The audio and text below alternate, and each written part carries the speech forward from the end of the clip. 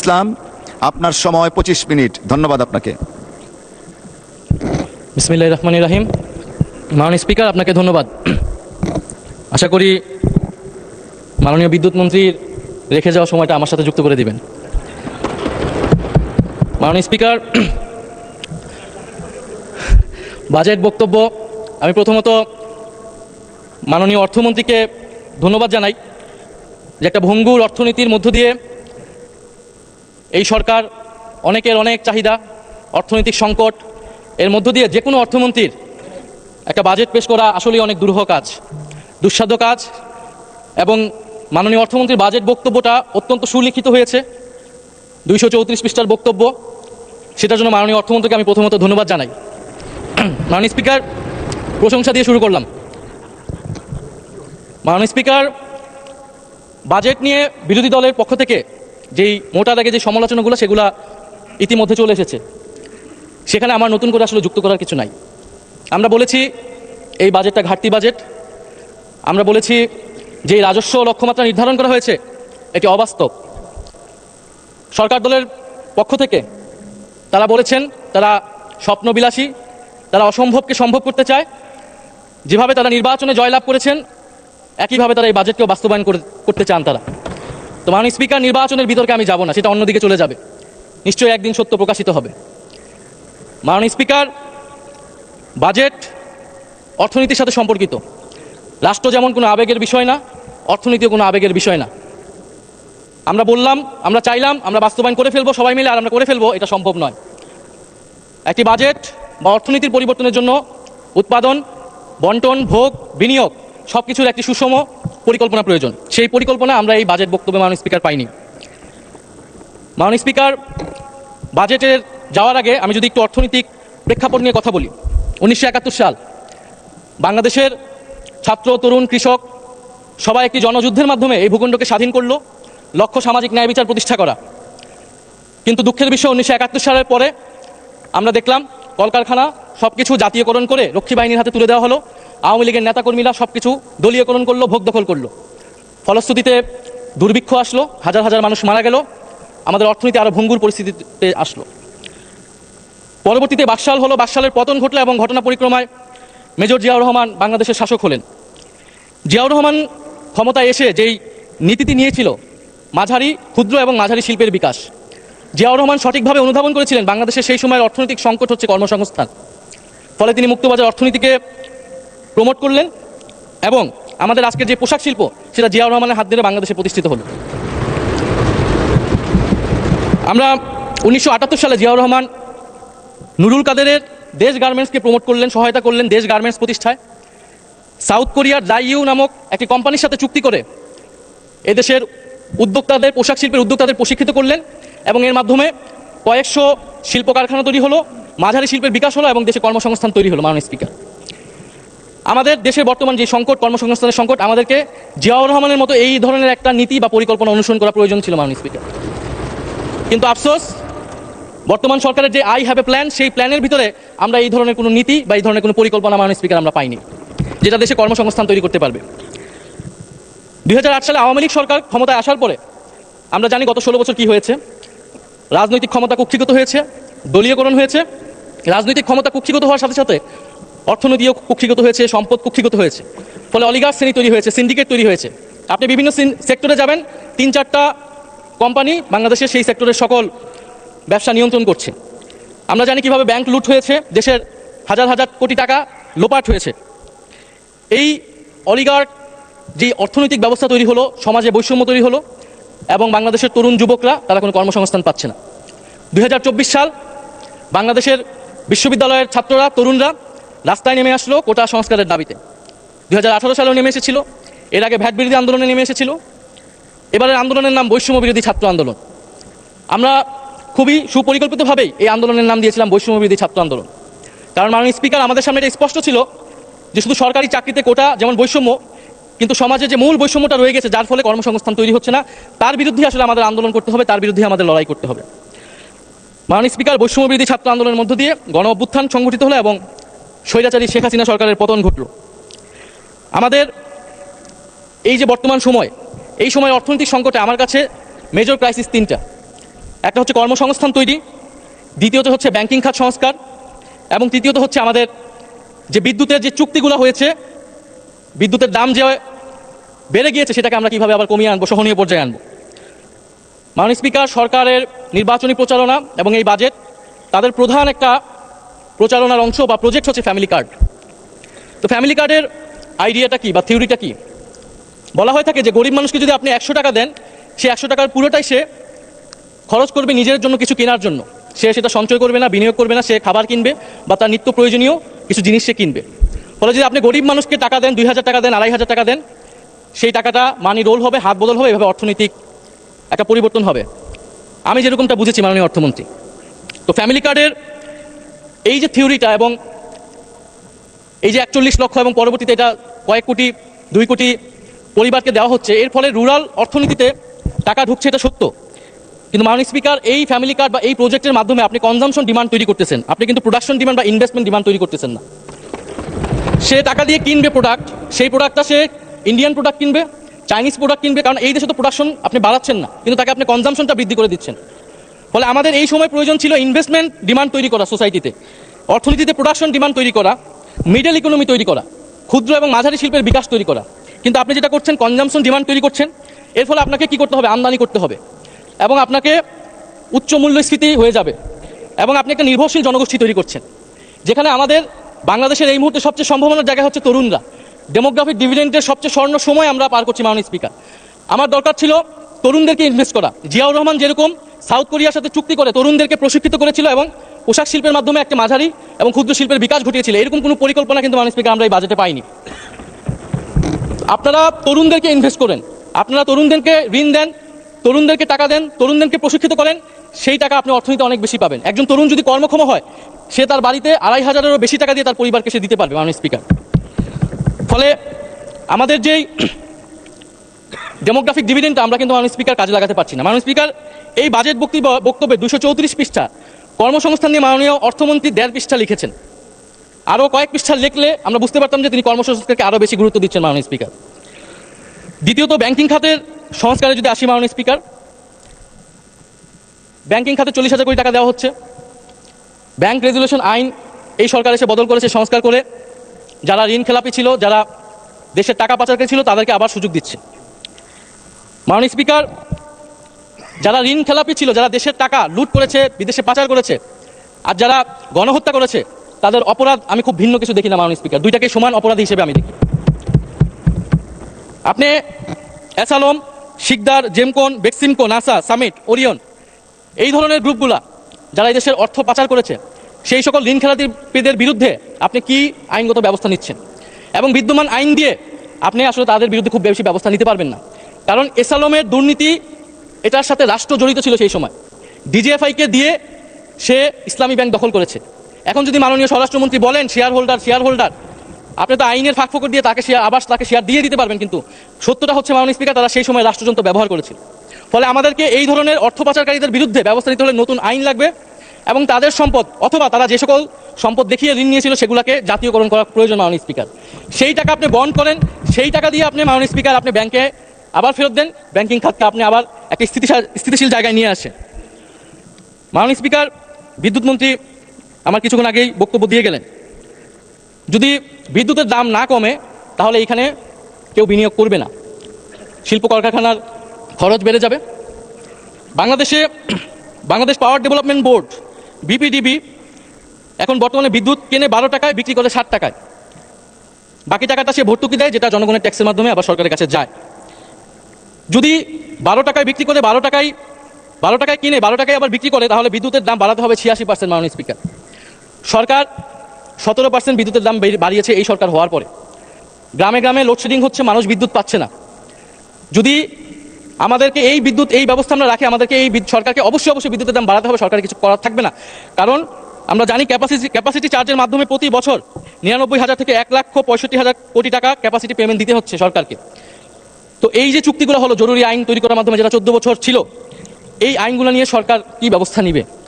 মাননীয় অর্থমন্ত্রী তার বাজেট বক্তব্যে একটি লাইন বলেছেন যে এটা নিয়ে তারা পর্যালোচনা করবেন এবং ব্যবস্থা নেবেন, প্রয়োজনীয় ব্যবস্থা। এটা তারা 31 দফাতেও বলেছিলেন। আমরা আরও সুস্পষ্টভাবে ওনাদের কাছ থেকে পদক্ষেপ আশা করেছিলাম যে যারা, এটা শুধু দুর্নীতি না, এটা পরিকল্পিতভাবে কাঠামোগতভাবে এটা বাংলাদেশের অর্থ লুট করা হয়েছে, বাংলাদেশের বিদ্যুৎ সেক্টরকে ধ্বংস করে দেওয়া হয়েছিল, তাদের বিরুদ্ধে আপনারা কী ব্যবস্থা নেবেন? আপনি আদানি চুক্তির বিরুদ্ধে কী ব্যবস্থা নেবেন? আদানির সাথে যে চুক্তি হয়েছিল, আপনি সামিটের বিরুদ্ধে কী ব্যবস্থা নেবেন? আপনি এসালামের বিরুদ্ধে কী ব্যবস্থা নেবেন? আমরা জানি এই চুক্তিগুলো সার্বভৌম, ফলে আমাদেরকে আন্তর্জাতিকভাবে এটা লড়াই করতে হবে এবং প্রমাণ করতে হবে যে এখানে দুর্নীতি হয়েছিল। অন্তর্বর্তী সরকারের সময় অনেকগুলো দুর্নীতির প্রমাণ কিন্তু মাননীয় স্পিকার সংগ্রহ করা হয়েছিল। এখন সরকারের সদিচ্ছার বিষয় যে সরকার এটাকে কাজে লাগাবে কিনা। সরকার যদি এটাকে কাজে না লাগায়, কোনোভাবেই সরকার বিদ্যুতের দাম সহনীয় পর্যায়ে রাখতে পারবে না মাননীয় স্পিকার। মাননীয় স্পিকার, আমরা প্রতিরক্ষা খাতের কথা বলি। প্রতিরক্ষা খাতে মাননীয় অর্থমন্ত্রী বাজেট বক্তব্যে একটি প্যারাগ্রাফও লেখার সময় পান নাই মাননীয় স্পিকার। আমরা আশা করেছিলাম একটা ন্যাশনালিস্ট পার্টি, জাতীয়তাবাদী দল আমাদের প্রতিরক্ষা খাত নিয়ে কী ধরনের পরিকল্পনা করছে, সেখানে প্রতিরক্ষা খাতের যে বরাদ্দ দেওয়া আছে সেটা পরিচালন ব্যয়তেই বেশিরভাগ বরাদ্দ মাননীয় স্পিকার চলে যাবে। দ্বিতীয়ত, আমাদের পরিবেশ এবং জাতীয় সম্পদ আমাদেরকে কীভাবে সুষ্ঠু ব্যবহার করতে পারি সেটা নিয়ে কিছু আমি মনে করি গুরুত্বপূর্ণ কথাই বক্তব্যে এসেছে। মাননীয় স্পিকার, আরেকটি গুরুত্বপূর্ণ বিষয় হচ্ছে মাননীয় অর্থমন্ত্রী তার বক্তব্যে অর্থনীতির গণতন্ত্রায়নের কথা বলেছেন, ডিরেগুলেশনের কথা বলেছেন, অর্থনীতির পুনরুদ্ধার পুনর্গঠন, অনেক সুন্দর সুন্দর কথা বলেছেন। যেই কথাগুলো, এই ধরনের অনেক সুন্দর সুন্দর কথা আমরা দেখেছি ফ্যাসিবাদের সময় বিএনপি 31 দফাতে বলেছিল। রাষ্ট্র মেরামতের রূপরেখা, রাষ্ট্র সংস্কারের রূপরেখা 31 দফা। জুলাই সনদে আমরা দেখেছি বিএনপি স্বাক্ষর করেছিল, এটার পক্ষে ভোট চেয়েছিল এবং মাননীয় স্বরাষ্ট্রমন্ত্রী খুবই সৎভাবেই এই সংসদে জাতির সামনে স্বীকার করেছিলেন যে নির্বাচনের জন্য আপোষ করে সাইন করেছিল। ফলে এই সরকারের অনেক ভালো কথা আমরা আসলে বিশ্বাস রাখবো কিভাবে? অর্থনীতির গণতন্ত্রায়ন আপনি করবেন, রাজনীতির গণতন্ত্রায়ন যদি আপনি কিভাবে না করবেন? রাজনৈতিক সংস্কার যদি না হয়, যদি সুশাসন নিশ্চিত না হয়, যদি জুলাই সনদ বাস্তবায়ন না হয়, তাহলে আপনি কিভাবে অর্থনীতির সংস্কার করবেন মাননীয় স্পিকার? অর্থনীতির গণতন্ত্রায়ন আপনি কিভাবে করবেন? আপনি দুদক সংস্কার করবেন কিনা, আপনি বিচার বিভাগ সংস্কার করবেন কিনা, আপনি সংবিধানের গণতান্ত্রিক সংস্কারগুলো করবেন কিনা, এর উপর নির্ভর করবে আপনি অর্থনৈতিক সংস্কার এবং অর্থনৈতিক গণতন্ত্রায়ন কতটা সফলভাবে করতে পারবেন। 31 দফাতে অর্থনৈতিক সংস্কার কমিশনের কথা করার কথা ছিল, সাংবিধানিক সংস্কার কমিশনের কথা ছিল, তো অর্থনৈতিক সংস্কার কমিশন কোথায় গেল মাননীয় স্পিকার? সাংবিধানিক সংস্কার কমিশন কোথায় গেল মাননীয় স্পিকার? তাহলে এগুলো কি জাতির সাথে প্রতারণা নয়? একইভাবে এই বাজেটকে যদি আমরা একটা প্রতারণার দলিল বলি, তাহলে মাননীয় স্পিকার আমরা কি খুব বেশি ভুল বলবো? মাননীয় স্পিকার, এই বাজেটে আমরা যেটা বলেছি যে রাজস্ব আপনি বাজেটে ঘাটতি বাজেট করছেন। কেন্দ্রীয় অর্থনীতিতে যখন মহামন্দা চলে তখন ঘাটতি বাজেট করে, তখন মুদ্রা ছেড়ে দেওয়া হয় যাতে চাহিদা বৃদ্ধি পাইলে কর্মচাঞ্চল্য তৈরি হবে, সমাজে অর্থনীতি বেগবান হবে। কিন্তু মাননীয় স্পিকার, এইখানে যেই আমাদের রাজস্ব ধরা হয়েছে আর আমাদের যে পরিচালন ব্যয় 6,21,000 কোটি টাকা, আমাদের কিন্তু এই রাজস্ব তো উঠবে না আমরা জানি, আমরা কিন্তু ঘাটতি বাজেট দিয়ে আমরা আসলে বিনিয়োগ করি যাতে পরবর্তীতে সুফলটা আবার রাষ্ট্র পায়, জনগণ পায়।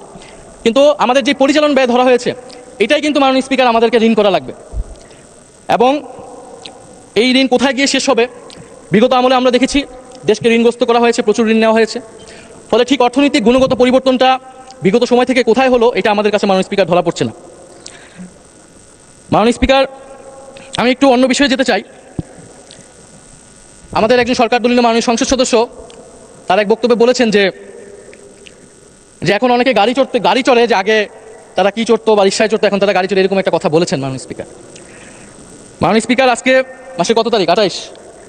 আমি রেন্টে কারে ভাড়া নিয়ে একটা গাড়ি আমি ব্যবহার করা লাগে আমার নিরাপত্তার জন্য, তো সেই গাড়ি ভাড়াটা এখন মাননীয় স্পিকার দিতে পারিনি মাসের শেষ। তো আমাদের সরকার দলীয় অনেক নেতা তারা জেলে থাকা অবস্থায় তাদের সম্পদ মাননীয় স্পিকার কয়েক গুণ বৃদ্ধি পেয়েছে আওয়ামী লীগ আমলে, মাশাআল্লাহ। এই আমলে সেটা কয়েক গুণ বৃদ্ধি পাবে মাননীয় স্পিকার, এটা আমরা জানি না। যারা ধান খেতে পাট খেতে মাননীয় স্পিকার থাকতে হতো, 5ই আগস্টের পরে তাদের জীবনের কি পরিবর্তন হয়েছে তারা তাদের প্রতিবেশীরা মাননীয় স্পিকার খুব ভালো করেই জানে। মাননীয় স্পিকার, জুলাই ফাউন্ডেশন নিয়ে কিছু কথা বলতে চাই। জুলাই ফাউন্ডেশন গণঅভ্যুত্থানের পরে অন্তর্বর্তী সরকারের সময় গঠিত হয়েছিল। এই ফাউন্ডেশনটি বর্তমানে অর্থাভাবে চলতে পারছে না। সরকারের কাছে, অর্থমন্ত্রীর কাছে আবেদন থাকবে, ওনারা অনেক টাকা খরচ করছে বিভিন্ন জায়গায়, এই ফাউন্ডেশনে যাতে ওনারা একটা বরাদ্দ দেয়, এটার জন্য খুব বেশি খরচ হবে না। সরকার বিভিন্ন ফাউন্ডেশন এমনিতে পরিচালনা করে। জুলাই গণঅভ্যুত্থান অধিদপ্তর যেটা, সেইটার একটা ফাংশন আছে, কিন্তু জুলাই ফাউন্ডেশনের মাধ্যমে পুনর্বাসন, কাউন্সিলিং সহ অনেকগুলো কাজ যেটা সরকারি অধিদপ্তরের মাধ্যমে সম্ভব হবে না। ফলে আমরা আশা করব যে জুলাই ফাউন্ডেশনের অর্থমন্ত্রী বরাদ্দ দিবেন। জুলাই গণঅভ্যুত্থান জাদুঘর, শোনা যাচ্ছে যে সরকারের একটা অংশ জাদুঘরটাকে খুলতে দিচ্ছে না, আমরা জানি না এটা সত্য কিনা, আমরা আশা করবো এই কথাটা যাতে সত্য না হয়। এবং 5ই আগস্টের মধ্যেই জুলাই আসতেছে, এর মধ্যে যাতে জুলাই গণ অভ্যুত্থান জাদুঘর সেটাকে ওপেন করা হয়। মাননীয় স্পিকার, আরেকটু অন্য বিষয়ে যেতে চাই, যেটা দুর্নীতি নিয়ে অনেকেই কথা বলেছেন। দুর্নীতি রোধ করার জন্যই মাননীয় স্পিকার সুশাসন এবং রাজনৈতিক সংস্কারের প্রয়োজন ছিল, গণভোট বাস্তবায়নের দরকার ছিল। মাননীয় স্পিকার, দুর্নীতি নিয়ে একটা গল্প আছে। এক ভারতীয় যুবক এবং এক বাংলাদেশি যুবক একসাথে বিলেতে পড়াশোনা করতে গিয়েছে। সেখানে তাদের পরিচয় এবং তারা সেখানে কোনো রকমের ডিগ্রি নিয়ে দেশে ফিরেতে, তো দেশে ফিরে তাদের কাছে মনে হয়েছে তারা যদি ধনী হতে চায় তাহলে রাজনীতি হচ্ছে তাদের জন্য সবচেয়ে সহজ অপশন। দুজনেই রাজনীতিতে যুক্ত হলো এবং দুজনেই অল্প সময়ের মধ্যে সংসদের সদস্য হয়ে গেল দুই দেশের। এর মধ্যে ভারতীয় যে যুবক ছিল সে অনেক ধন সম্পদ করে ফেললো এবং সে বাংলাদেশি যুবককে তার দেশে দাওয়াত দিল। তো বাংলাদেশি যুবক ভারতে গেল এবং বিমানবন্দরে নেমে এসে জিজ্ঞেস করলো যে তুমি কিভাবে এত ধন সম্পদ করতে পেরেছো। তো ভারতীয় যুবক বলল যে তুমি যখন বিমানবন্দরে আবার যখন ফেরত যাবা তখন আমি সেই রহস্যের কথা বলবো। তো সে ভারত ঘুরে আবার যখন ফেরত যাচ্ছে বিমানবন্দরে, তখন রাস্তায় সে ভারতীয় যুবক নদীর উপরে একটা সেতু দেখাচ্ছে যে এই সেতুটা দেখছো, এই সেতুর অর্ধেক হচ্ছে আমার ধন সম্পদের উপর দাঁড়িয়ে আছে। বাংলাদেশি যুবকটা সেই ইঙ্গিতটা বুঝতে পারলো এবং দেশে ফিরে আসলো। দেশে ফেরত এসে কয়েক বছরের মধ্যে সেও অনেক ধন সম্পদের মালিক হয়ে গেল এবং ভারতীয় যুবককে আবারও বাংলাদেশে দাওয়াত দিল। ভারতীয় যুবক বাংলাদেশে আসলো, এসে সেই বাংলাদেশি যুবককে বললো কোথায় তোমার সেতু কোথায়। তো বাংলাদেশি যুবক বললো যে তুমি থাকো 2 দিন, যাওয়ার সময় বিমানবন্দরে আমি তখন তোমাকে এই রহস্যের কথা বলবো।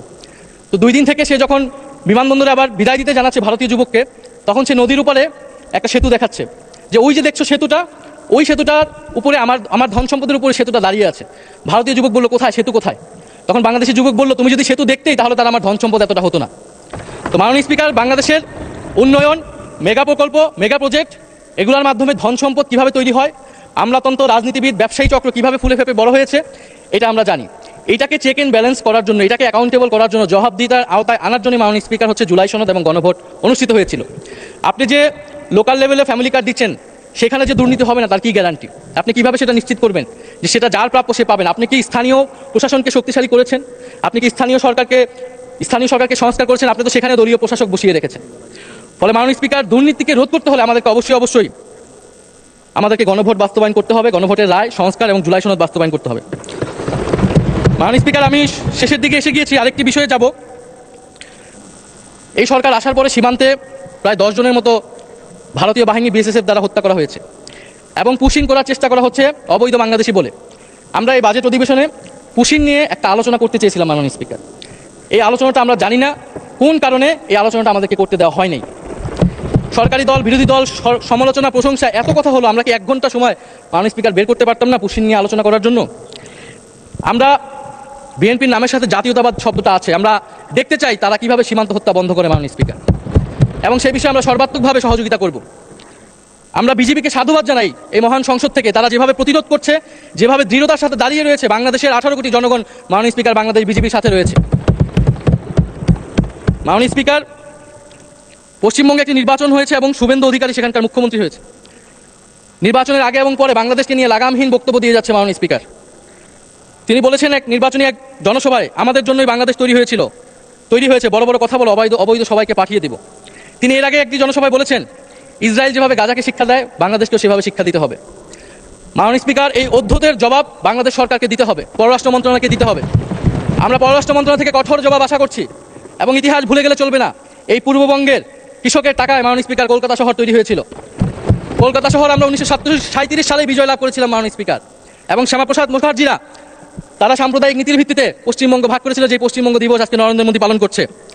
আমরা এই জাতীয়তাবাদী সরকারকে, আমরা সেই সমমর্যাদায় সমতার নীতি নিয়ে আমরা প্রতিবেশীর সাথে সম্পর্ক করতে চাই। বাংলাদেশ ফার্স্ট, এটা যাতে শুধু মুখে মুখে না থাকে। মাননীয় স্পিকার, আমাকে যদি আরেকটু সময় বাড়িয়ে দিতেন আমি শেষ করে ফেলবো। জি, 4 মিনিট দেওয়া হলো আপনাকে, ধন্যবাদ। মাননীয় স্পিকার, ভারতীয় নতুন হাই কমিশনার বাংলাদেশে এসেছেন দীনেশ ত্রিবেদী। তো ত্রিবেদী সাহেব বাংলাদেশে প্রবেশ করেই ভারতের আকাশ জমি বাংলাদেশের আকাশ জমির সাথে মিলিয়ে ফেলেছে মাননীয় স্পিকার। তো মিষ্টি কথায় মাননীয় স্পিকার চিরা ভিজে না। গত 16 বছরের কথা আমরা ভুলে যাইনি। তাদের উচিত ছিল, নতুন হাই কমিশনার উচিত ছিল প্রথমত অ্যাপোলজি করা। 16 বছরে বাংলাদেশে যে প্রত্যক্ষ এবং পরোক্ষভাবে আওয়ামী লীগকে ক্ষমতায় রাখতে সহায়তা করেছে ভারত সরকার, তার জন্য অ্যাপোলজি করা। এখানে যে গণহত্যা সংঘটিত হয়েছিল এবং এখনও সেই হত্যাকারী ওসমান হাদির হত্যাকারীকে ভারতে আশ্রয় দেওয়া হয়েছে, বাংলাদেশে নাশকতা করছে আওয়ামী লীগ, তার জন্য ভারতীয় হাইকমিশনারকে অ্যাপোলজি করা উচিত ছিল। এবং কিভাবে বাংলাদেশের সাথে নতুন সম্পর্ক তৈরি করবে মর্যাদা এবং সমতার ভিত্তিতে, সেই কথা বলা উচিত ছিল মাননীয় স্পিকার। মাননীয় স্পিকার, আমরা সর্বশেষ বলতে চাই যে এই বাজেট অধিবেশন আমরা সবাই চাই বাংলাদেশের অর্থনৈতিক সমৃদ্ধি। আমার আজকের বক্তব্যের মূল কথাটাই ছিল যে এই দেশের তরুণদেরকে আপনারা কাজে লাগান, তরুণদেরকে কর্মক্ষম করুন, প্রশিক্ষণ দিন, প্রশিক্ষণ দিয়ে বিদেশে পাঠান, তরুণদেরকে দেশে প্রশিক্ষিত করে ক্ষুদ্র মাঝারি শিল্পের বিকাশে সহায়তা করুন এবং আমাদের এই বঙ্গীয় বদ্বীপের সার্বভৌমত্ব আমরা রক্ষা করতে চাই। আমাদের সীমান্ত, আমাদের নদী, পানি, সাগর এবং অর্থনীতিকে রক্ষা করার লড়াই মাননীয় স্পিকার আমরা চালিয়ে যেতে চাই। আমরা মনে করি এই লড়াই এখনকার লড়াই না মাননীয় স্পিকার, এটা আমাদের পূর্বসূরীরা এই লড়াই চালিয়েছেন। 1947 সালে আমাদের কৃষকেরা জমির অধিকারের জন্য লড়াই করেছেন, পেয়েছেন জমির অধিকার। 1971 সালে আমরা স্বাধীন ভূখণ্ড পেয়েছি, 24 সালে আমরা সার্বভৌমত্ব পেয়েছি। মাননীয় স্পিকার, এই লড়াই চালিয়েছিলেন হাজী শরীয়তুল্লাহ ফরাজি আন্দোলনের মাধ্যমে, এই লড়াই চালিয়েছিলেন তিতুমির বাঁশের কেল্লার মাধ্যমে, এই লড়াই চালিয়েছিলেন হাবিলদার রজব আলী সিপাহী বিদ্রোহে, এই লড়াই শাহজালাল চালিয়েছিলেন গৌর গোবিন্দের বিরুদ্ধে। মাননীয় স্পিকার, আমাদের যে শত বছরের সংগ্রাম, এই দেশের ভূখণ্ড, মাটি, আমাদের স্বাধিকার, আজাদি রক্ষা করার লড়াই, এই হাজারো সংগ্রাম লড়াইয়ের মধ্য দিয়ে আমরা একটা দেশ পেয়েছি যার নাম বাংলাদেশ। এই দেশকে আমরা রক্ষা করতে চাই, এই দেশকে আমরা ঐক্যবদ্ধ করতে চাই।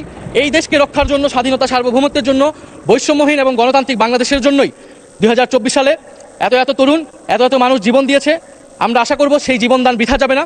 ফলে বর্তমান সরকারের প্রতি আমাদের আহ্বান থাকবে যে দুর্নীতি বন্ধ করুন, জুলাই সনদ বাস্তবায়ন করুন এবং যারা টাকা পাচার করেছে, অর্থনৈতিকভাবে লুটপাট করেছে, তাদেরকে বিচারের আওতায় আনুন।